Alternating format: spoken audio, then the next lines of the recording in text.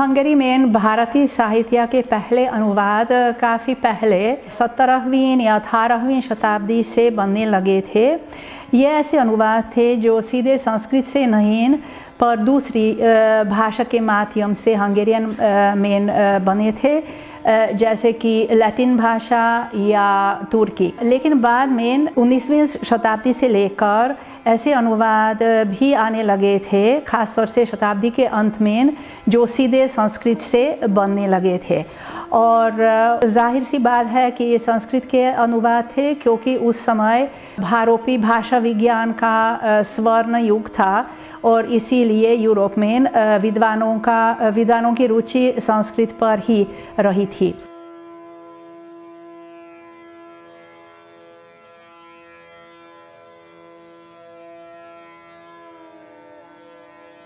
You know, we had many connections. The scholars, first of all, Alexander Csoma de Körös, and then Aurel Stein, and Ervin Baktai, and Ferenc Zajti, and in the art, Amrita Sergil. Actually, he was the niece of Ervin Baktai. Ervin Baktai was her uncle, and the Brunner sisters. So many connections. Ervin Baktai translated Ramayana and Mahabharata, but in a shorter form, and he was a writer, so he wrote it as a novel. And it is not true translation.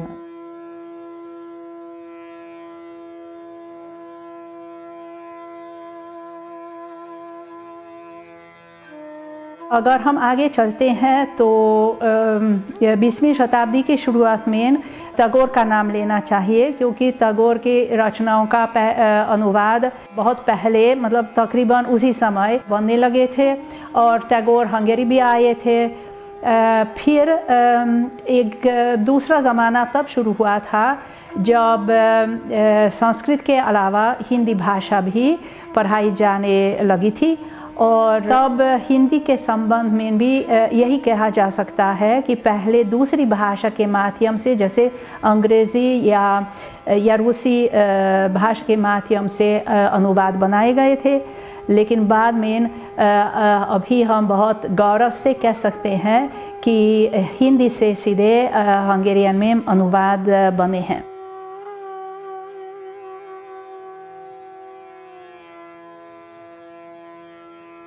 जैसे Europe के कई विश्वविद्यालयों में होता है, यहाँ पर भी जो संस्कृत और हिंदी पढ़ते हैं उनमें कई होते हैं जो लैटिन और यूनानी से अपना सफ़र शुरू करते हैं।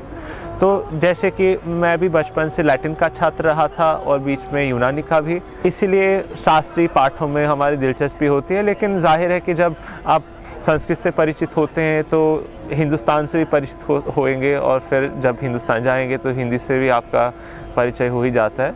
तो इसीलिए जो हिंदी के क्षेत्र में काम करते हैं कई बार इसी शास्त्रीय पृष्ठभूमि से आते हैं।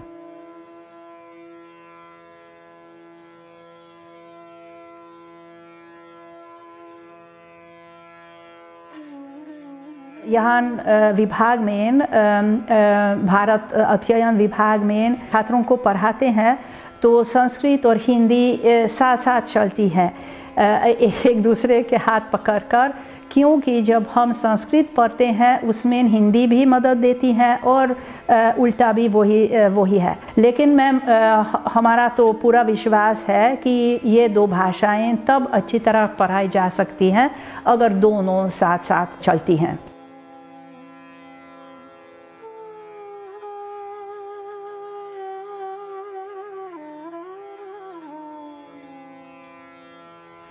हिंदी अनुवाद करना हंगरी में बहुत महत्वपूर्ण है, क्योंकि मुझे लगता है कि हंगेरियन लोग भारतीय संस्कृति और भारत नहीं जानता है, और मुझे लगता है कि हम साहित्य के अनुसार हंगेरियन लोगों को भारत दिख सकते हैं।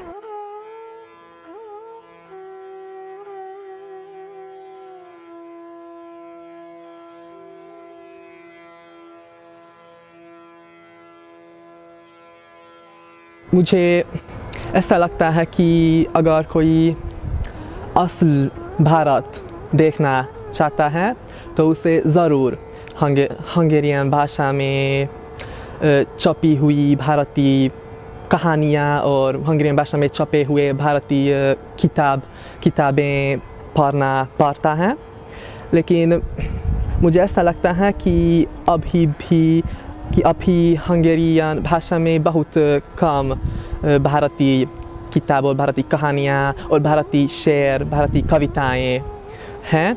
इसीलिए मैं सोच रहा हूँ कि अनुवाद करना एक महत्वपूर्ण काम है, हंगेरियन इंडोलॉजिस्ट को एक महत्वपूर्ण काम है।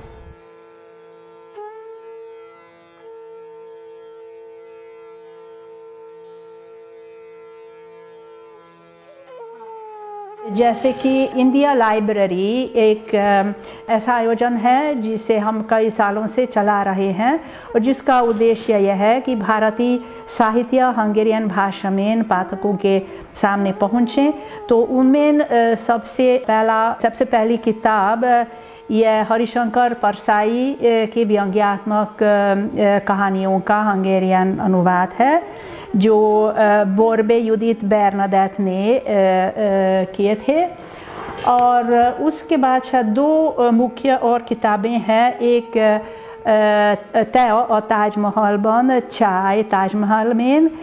यह तब बनी थी जब भारत की स्वतंत्रता का 50वीं वर्षगांठ मनाना चाहते थे और उस सिलसिले में यह किताब प्रकाशित हुई थी।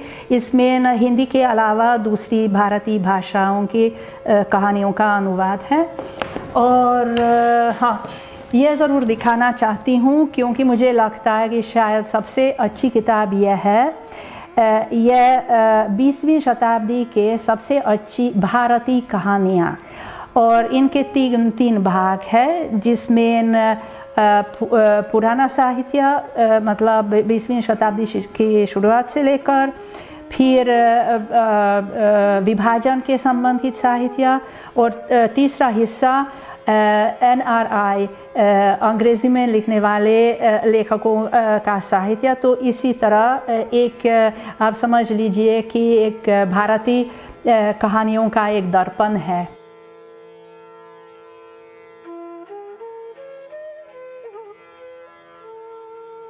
मेरे ख्याल यह है कि साहित्य एक कला है, इसीलिए साहित्य की छवि असर है, लेकिन इसमें एक कलात्मक दृष्टि भी है। मुझे ऐसा लगता है कि हंगेरियन छपी हुई किताबें, कहानियाँ या कविताएं सबसे अहम भारतीय लेखकों लेखिकाओं से होती हैं। लेकिन ये किताबें पुस्तकें अलग अलग भारत के अलग अलग प्रदेशों से है और भारत के अलग अलग ऐतिहासिक कालों से है। भारत के अलग अलग ऐतिहासिक कालों और साहित्यिक कालों और भारत के अलग अलग प्रदेशों से किताबें या कहानियाँ या कविताएं भी चुननी हैं, क्योंकि पूरी भारत की छवि ये अलग अलग पुस्तकें से हमारे सामने आती हैं।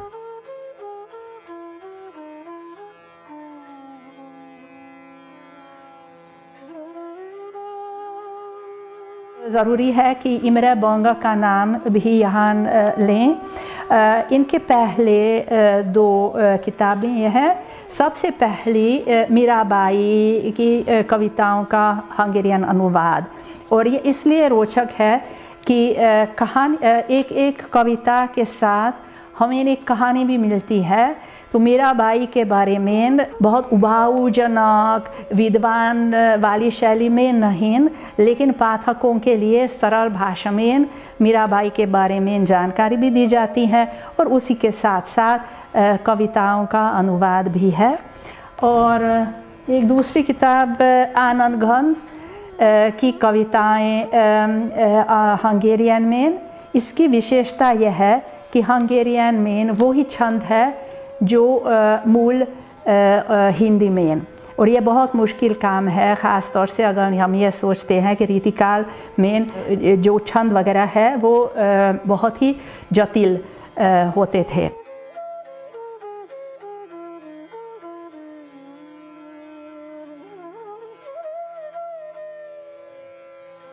When I attended the high school, I have heard an excellent book. It was provided by Ervin Baktai, who is a great figure of Hungarian Indology. Especially, he was not an Indologist, but he made very great effort in popularizing the Indian culture in Hungary. And he wrote two excellent books about the Ramayana and the Mahabharata. They are not translations, but they are some special works. They are a kind of summary about these epics. And when I read this book, honestly I burned for them, and I decided then I would like to learn this language and read these epics in original language.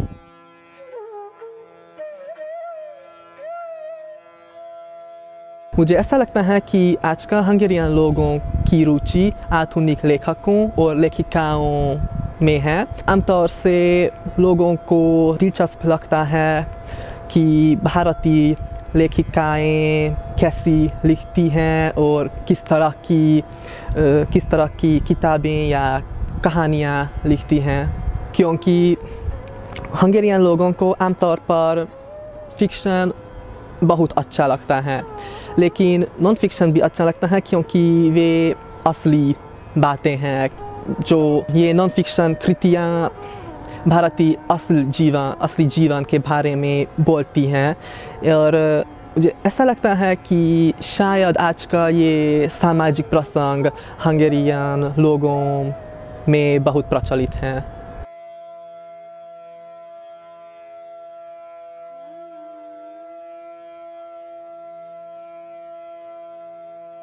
It was interesting. Last year I went to Transylvania. It was a part of Hungary, but because of the First World War we lost, and that part went to Romania. But even now 1.5 million Hungarian living there. And I went to have a presentation to a high school, I mean medium school, before matriculation. And I was surprised, but I talked about Heftalites and Rajasthan and all this part, historical part. And after two boys came after the presentation and asked me that I should speak a few words about Mahabharata and Ramayana. And I was so surprised because it was a small city, Kovasna. It is the birthplace of Alexander Csoma de Körös. And I was surprised that they have heard about Mahabharata and Ramayana. And same happened in Hungarian smaller places. My first meeting with Kaidasa was in my student years during my MA course. I found his poetry that time very, very difficult, but I think when someone started to learn Sanskrit, it's a very great pleasure to read his poetry. So this love for Kaidasa's poetry was a great help in my work, I think so.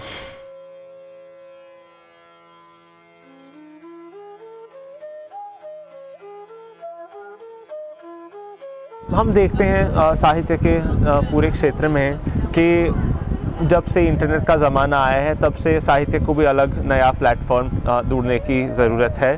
तो मेरे ख्याल से जो काम बाकी है वो ये है कि ब्लॉग और सोशल मीडिया के ज़रिए साहित्य को थोड़ा प्रमोशन मिले या लोग उस लिहाज से उसको समझें, क्योंकि किताबों का चलन थोड़ा कम होने लगा है। और अगर हमारा अनुवाद कार्य सिर्फ किताबों तक बंद रह जाता है तो फिर बहुत लोगों तक नहीं पहुंच सकता।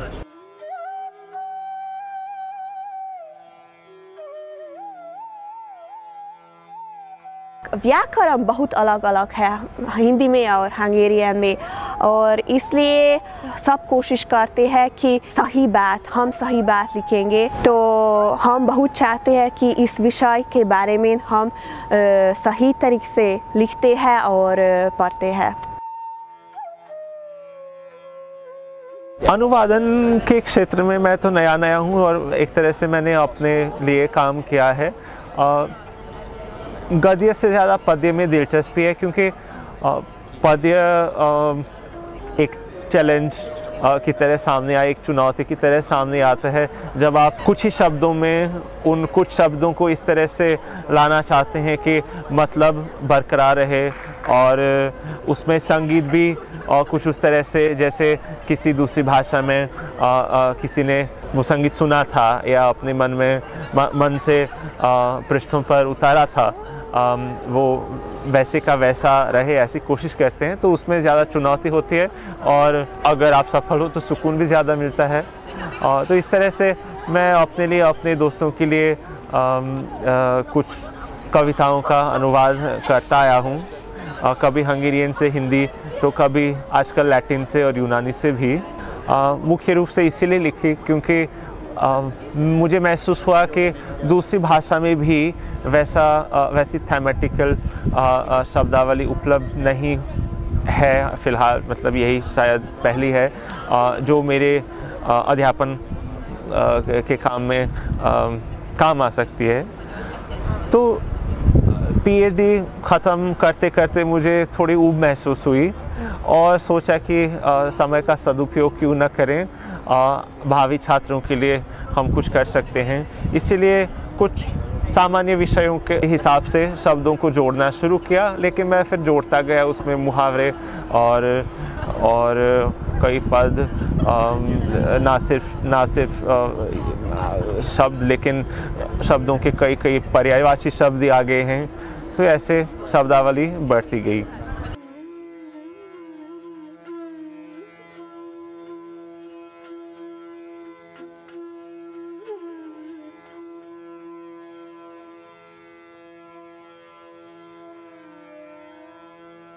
जब हम पहली बार अनुवाद कक्षा शुरू करने वाले थे तो मैंने सोचा कि साहनी जी की कहानियों को लिया जाए।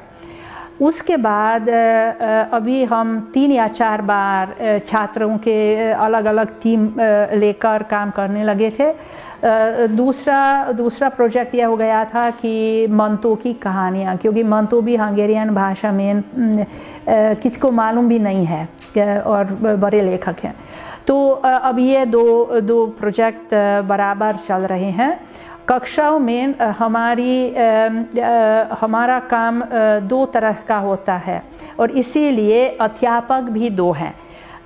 मैं भाषा की दृष्टि से देखती हूँ ताकि अनुवाद बिल्कुल सही हो, वही जो हिंदी में लिखा गया है वही हंगेरियन में भी हो। और मेरे साथ एंड्रे ग्रेशकोविच काम करते हैं जो एक साहित्यिक अनुवादक है, बहुत ही प्रसिद्ध अनुवादक है। वे ज़्यादातर अंग्रेज़ी से अनुवाद करते हैं, लेकिन जो इंडिया से संबंधित अंग्रेज़ी में प्रकाशित साहित्य है वो आमतौर से इनके द्वारा अनुदित होता है।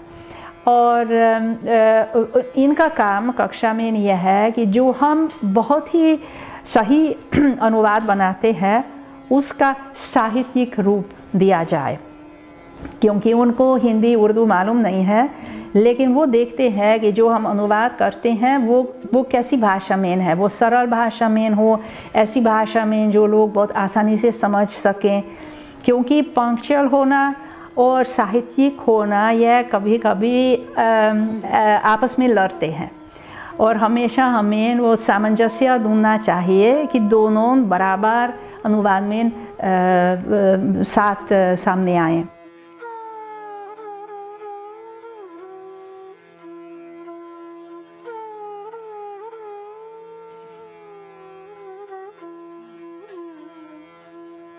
A kunyhó ajtajánál a kialvó tűz előtt ült csendben az öregember és a fia.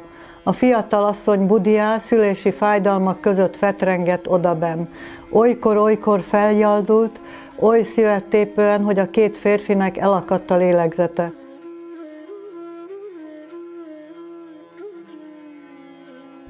नफरत और प्यार दोनों क्यों करूं, कहीं जाना तू चाहे, न मालूम पर जिंदा महसूस हूँ, सूली साथ चढ़ूं।